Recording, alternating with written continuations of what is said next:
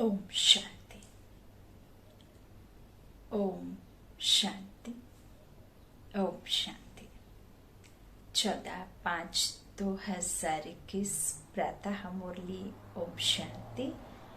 बाप दादा माधुबन।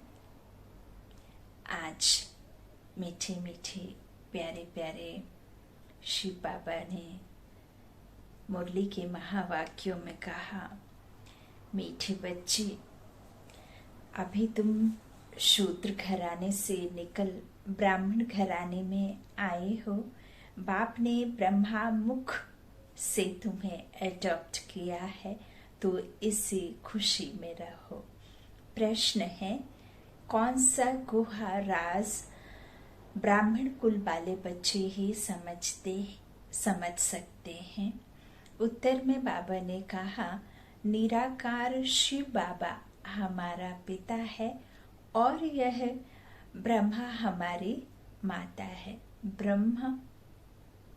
ब्रह्मा माँ, यह हमारी माता है। हम मुख वंशावली है ना, एडॉप्टेड बच्चे हैं, तो यह हमारी बड़ी माँ है।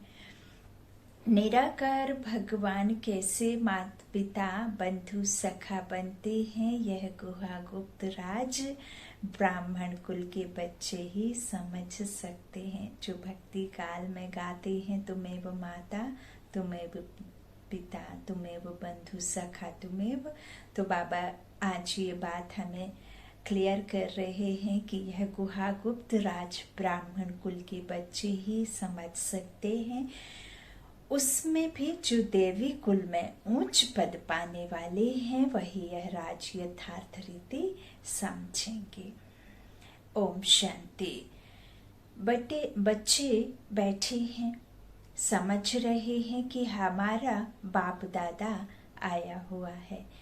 बाप तो इकट्ठा हो जाता है दादा के साथ, तो कहेंगे बाप दादा आए हैं। वह टीचर भी है, बाप दादा के बिगर तो कुछ बता ना सके, ब्रह्मा बाबा के सिवाय।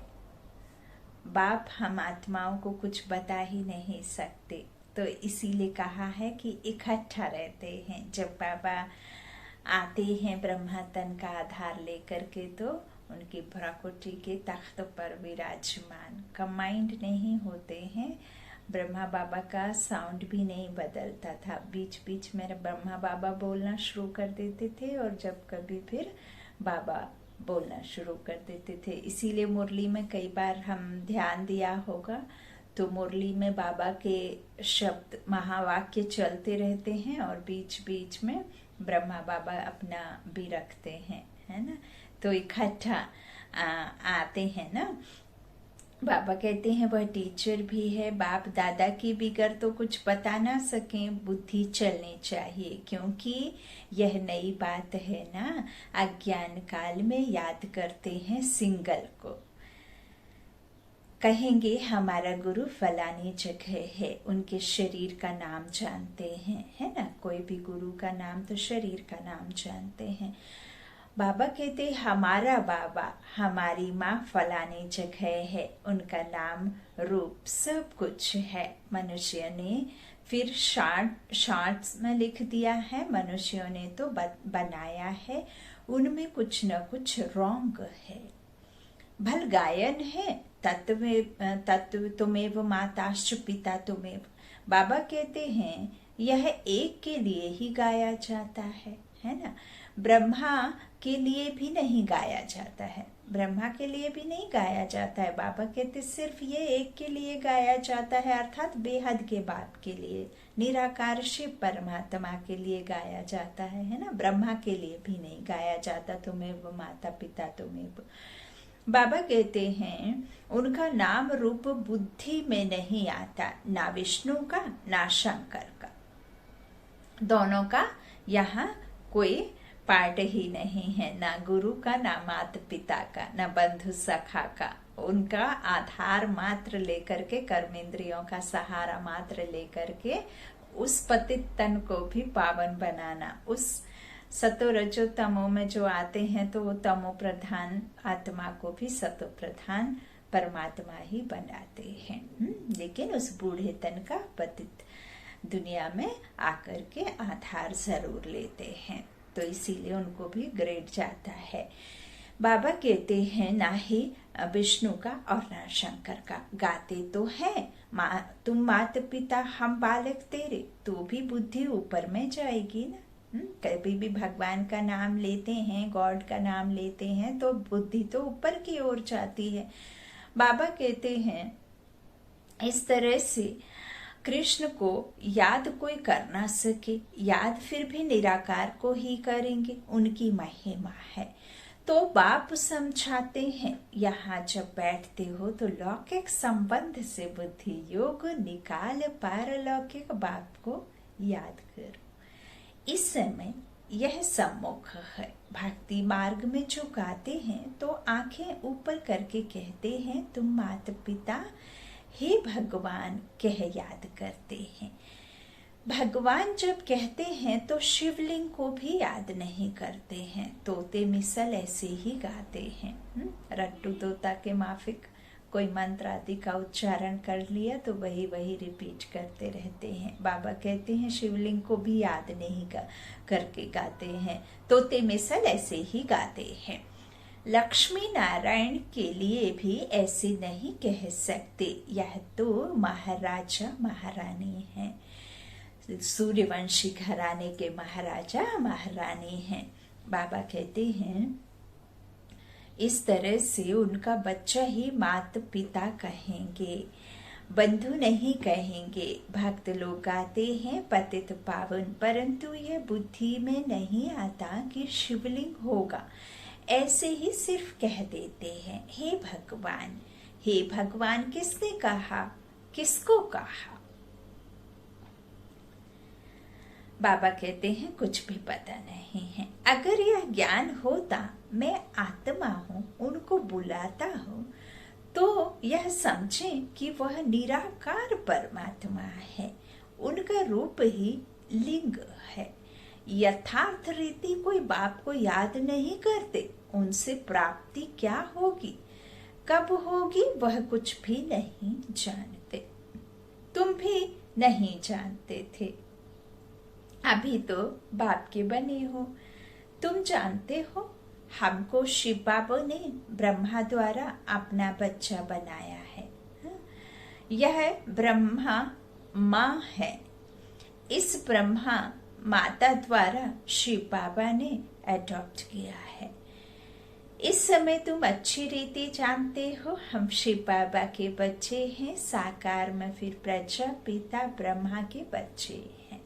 हम आत्माएं निराकार शिव परमात्मा के बच्चे हैं और साकार में फिर प्रजापिता ब्रह्मा के बच्चे, आपस में भाई बहन। प्रजापिता ब्रह्मा द्वारा मनुष्य सृष्टि रचते हैं। बाबा कहते हैं ऐसे नहीं कि कोई नई सृष्टि रचते हैं, नहीं, इस समय आकर गोद में लेते हैं, एडॉप्ट करते हैं। अब माता पिता कहते हैं तो शिव पिता ठहरान और माता ब्रह्मा ठहरी, उनको कहा जाता है माता पिता। बाप ब्रह्मा द्वारा कहते हैं तुम आत्माएं मेरे बच्चे हो। फिर आत्मा को बैठ पहचान देते हैं कि आत्मा क्या है। कहते भी हैं भ्रकुटी के बीच में रहती है, स्टार मिसल, और कुछ भी नहीं जानते। यह कह ना सके कि आत्मा 84 जन्म भोगती है। आत्मा शरीर द्वारा पाठ बजाती है। भिन्न भिन्न नाम रूप देश काल से आत्मा एक शरीर छोड़ती है तो सारा परिवार ही बदल जाता है। नई जगह पर नए फीचर्स, नए माता पिता, नया कोई घर, नया कोई कपड़ा, तन रूपी मकान भी नया ही लेगी। इस गाड़ी को भी तो बदलती है, तो सब कुछ बदल जाता है ना।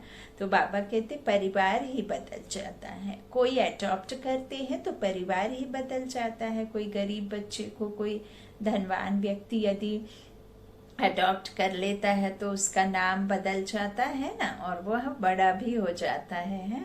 तो बाबा कहते हैं जिस तरह से किसी अडॉप्ट करते हैं बच्चे को तो वह बदल जाता है ना। माता पिता जिससे जन्म लिया उनको भी जानते हैं, फिर जो अडॉप्ट करते हैं उनके घर का बन जाते हैं। यहाँ तुम शूद्र घराने से निकल अब ब्राह्मण घराने में आए हो। ब्रह्मा तन से तुमको अडॉप्ट किया है, तुम तो ब्राह्मण कुल में आ गए।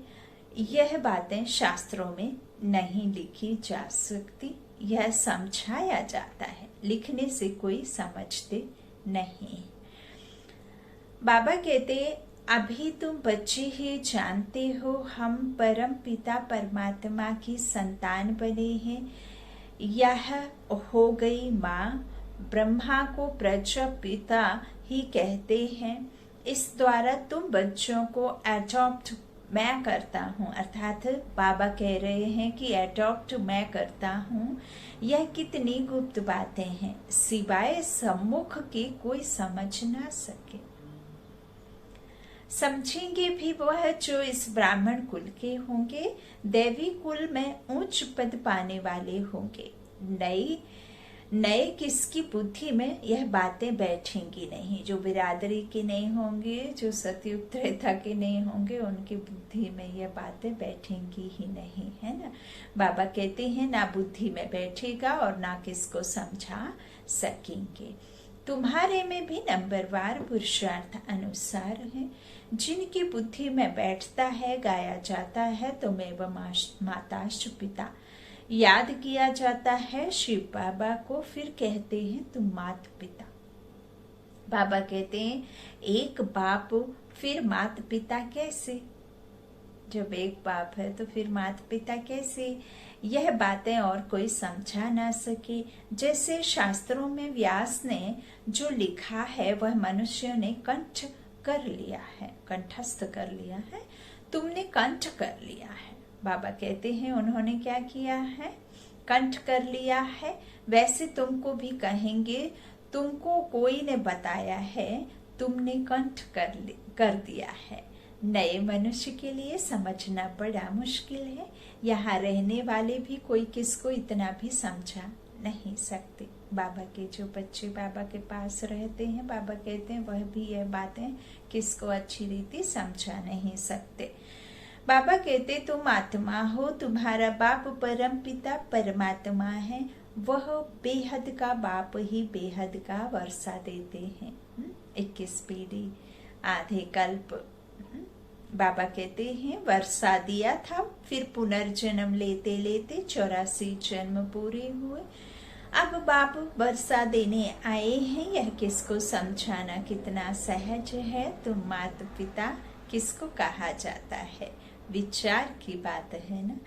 ब्रह्मा द्वारा एडॉप्ट करते हैं, फिर माँ भी जरूर चाहिए। तो जो अनन्य बच्ची होती है, ड्रामा प्लान अनुसार उनको जगत अम्बा का टाइटल दिया जाता है। मेल को जगत अम्बा नहीं कह सकते, मेल को जगत अम्बा नहीं कह सकते, इनको जगत पिता कहेंगे। जगत माता जगत पिता। इनका प्रजापिता नाम मशहूर है। अच्छा, प्रजा माता कहाँ? तो एडॉप्ट किया जाता है माता को। आदि देव तो है, फिर आदि देवी को मुकर्रर किया जाता है। जगत अम्बा तो एक ही है, उनकी ही महिमा है। जगत अम्बा पर कितना मेला लगता है, परंतु उनके ऑक्यूपेशन को कोई नहीं जानते। कलकत्ते में काली का मंदिर है, बॉम्बे में जगत अम्बा का मंदिर है, शक्ल अलग अलग है। जगत अम्बा है कौन, यह कोई नहीं जानते। बाबा कहते उनको भी भगवती कहते हैं। अब जगत अम्बा को भगवती नहीं कह सकते, वह तो ब्राह्मणी है, ज्ञान ज्ञानेश्वरी है, उनको बाप से ज्ञान मिला है। तुम सब जगत अम्बा के बच्चे हो, ज्ञान सुनकर फिर सुनाते हो, तुम्हारा धंधा ही यह हुआ। बाबा कहते तुमको ईश्वर पढ़ाते हैं, कोई मनुष्य नहीं पढ़ाते हैं। यह ब्रह्मा भी तो मनुष्य है। मनुष्य कोई को भी पावन बना नहीं सकते। बाबा कहते मनुष्यों की बुद्धि इतनी डल हो गई है जो कुछ भी समझते नहीं है। पतित पावन तो एक ही बाप है। वह आते ही हैं पतितों को पावन बनाने, तो पतित दुनिया में ही आएंगे। और जब यहाँ कोई पावन तन वाला है ही नहीं, कोई पवित्र निर्विकारी है ही नहीं, तो उस पतित तन में ही, पराये देश में, पराये राज्य में ही आना होगा। बाबा कहते हैं सारी दुनिया, जो बाबा कहते पतित पावन तो एक बाप ही है और वह आते ही हैं पतितों को पावन बनाने। यह सारी दुनिया तमो प्रधान है, सब पतित हैं। नई दुनिया पावन, पुरानी दुनिया पतित, पुरानी दुनिया पतित और नई दुनिया पावन। बाबा कहते हैं पुरानी दुनिया में है नरकवासी, नई दुनिया में है स्वर्गवासी। बुद्धि भी कहती है सतयुग में सिर्फ भारतवासी, देवी देवताएं होंगे और कोई नहीं थे, इसीलिए कहते हैं देवी देवताओं की, जो देवताओं की पैर जो है धरनी पर नहीं पड़ते, है ना। बाबा कहते हैं इस तरह से वहां कोई होंगे ही नहीं, सिर्फ देवी देवताएं होंगे। अभी तुम बच्चों को यह ज्ञान मिला है। नई दुनिया में पहले सूर्यवंशी देवता थे, फिर चंद्रवंशी हुए, तो सूर्यवंशी पास हो गए। बाबा कहते हैं चंद्रवंशी के बाद फिर वैश्यवंशी आते हैं। बरोबर लक्ष्मी नारायण का राज्य था। अच्छा, उनके आगे क्या था यह कोई समझ ना सके। बाबा कहते हैं तुम बच्चों को बाप ने चक्र का राज समझाया है। द्वापर में है वैश्यवंशी, कलयुग में होते हैं शूद्रवंशी। बाबा कहते हैं अभी तुम जानते हो हम ब्राह्मण बने हैं, तुमको बाप ने अपना बनाया है, अर्थात शूद्र धर्म से देवता धर्म में ट्रांसफर किया है। अब सूर्यवंशी चंद्रवंशी तो है नहीं, ना लक्ष्मी नारायण का राज्य है और ना राम राज्य है, ना ही 16 कला वाले हैं और ना ही 14 कला वाले हैं, ना महाराजा महारानी है और ना ही राजा रानी है ना। तो बाबा कहते हैं अब है कलयुग का अंत। कलयुग के बाद जरूर सतयुग आएगा। कलयुग में यह पुरानी पतित दुनिया है, महान दुखी है, इसलिए देवताओं की जाकर महिमा गाते हैं, माथा टेकते हैं। अच्छा, लक्ष्मी नारायण को यह राज्य किसने दिया? कोई है जो बता सके? कोई के भी ख्याल में नहीं होगा, क्योंकि बुद्धि में है कलयुग अभी बच्चा है, रेंगड़ियां चल रहा है। बाबा कहते हैं कई बच्चे कहते हैं हमें याद नहीं रहती। क्यों नहीं रहती? क्योंकि सवेरे सवेरे उठकर याद में बैठकर धारणा नहीं करते। बाबा कहते हैं धारणा नहीं करते, समझते भी हैं, फिर किसको समझा नहीं सकते। बाबा कहते हैं यह तो जरूर होगा, सब एक रस, तो समझदार बन न सके, समझदार भी चाहिए, बेसमझ भी चाहिए। बाबा कहते हैं बहुत समझदार तो जाकर राजा रानी बनेंगे। जितना जितना जो जास्ती समझते और समझाते हैं उनका नाम बाला होता है। प्रदर्शनियां होती हैं तो लिखते हैं बाबा फलाने को भेज दो, तो क्या तुम नहीं समझा सकते हो? बाबा उनकी प्रैक्टिस जास्ती है, हम थोड़ी कच्चे हैं। बाबा खुद भी कहते हैं कहाँ से भी निमंत्रण मिलता है तो लिख कर भेजो, कौन कौन है तो हम देखेंगे किस किस को भेजना चाहिए। सन्यासी भी उस निमंत्रण पर हैं क्या? फिर बहुत अच्छी ब्रह्म कुमारी को भेजना होगा। अच्छा, कुमार का है, मनोहर है, गंगे है, इसमें से किसी को भेज दो। बाबा ने आज नाम गिनाए हैं कि अच्छा कुमार का है, मनोहर है, गंगे है, इसमें से किसी को भेज दो। बच्चे तो ढेर हैं, जगदीश को भेज दो, रमेश को भेज दो। तुम भी समझते हो, एक दो से होशियार हैं। जैसे जज मजिस्ट्रेट होते हैं, एक दो से होशियार होते हैं, गवर्नमेंट जानती है, एक दो से होशियार हैं। बाबा कहते हैं तब तो केस एक दो से ऊपर जाते हैं, फिर हाई कोर्ट में जाओ, फिर उनसे ऊपर। बाबा कहते हैं उसने भी जजमेंट ठीक ना दी तो फिर उससे ऊपर जाएंगे, है ना। बाबा कहते हैं इनके ऊपर तुम रहम करो। अब यह सब बातें यहाँ होती हैं, सतयुग त्रेता में होती नहीं। बाबा कहते फिर द्वापर में राजा रानी का राज्य होता है, वहां तो महाराजा महारानी ही केस संभालते हैं। केस होंगे भी थोड़े, अभी तो तमो प्रधान पतित है ना, तो बादशाह के पास केस जाएगा तो थोड़ी सजा दे देते हैं, कड़ी भूल होगी तो कड़ी सजा देंगे। यहाँ तो कितने जज वकील ढेर हैं, इतना कारोबार में फर्क है। सतयुग में क्या होता है यह किसको पता नहीं। अब बाप ने समझाया है, कोई से भी पूछो, इन लक्ष्मी नारायण को जानते हो? जैसे बिरला है, बहुत मनुष्य बनाते रहते हैं। बिरला है ना, तो बहुत मंदिर बनाते रहते हैं। तो कोई अच्छा बच्चा हो, उनको चिट्ठी लिखे, तुम लक्ष्मी नारायण के मंदिर तो बहुत बनवाते हो, इन्हों को यह राजधानी कैसे मिली, जबकि सतयुग से पहले कलयुग था। कलयुग में तो कुछ है नहीं, देवताओं ने तो कोई से लड़ाई की नहीं होगी। बाबा कहते लड़ाई से कोई विश्व के मालिक बन नहीं सकते। विश्व के मालिक जो थे, उन्हों के यह लक्ष्मी नारायण के चित्र रखे हुए हैं। अभी तो है कलयुग, यहाँ लड़ाई चलती है हथियारों की। बाप ने समझाया है क्रिश्चियन धर्म वाले ही आपस में मिल जाएं, आपस में प्रीत रखें तो विश्व के मालिक बन सकते हैं, परंतु विश्व के मालिक तो लक्ष्मी नारायण ही बनते हैं। बाबा कहते हैं बुद्धि कहती है यह आपस में मिल जाएं तो मालिक बन सकते हैं, परंतु सतयुग में किंग क्वीन तो कोई बन ना सके। ड्रामा ही ऐसा बना हुआ है और इस ड्रामे में कोई चेंजेस हो नहीं सकती। बाबा कहते हैं अभी हम फिर से योग बल से स्वर्ग का वर्षा ले रहे हैं।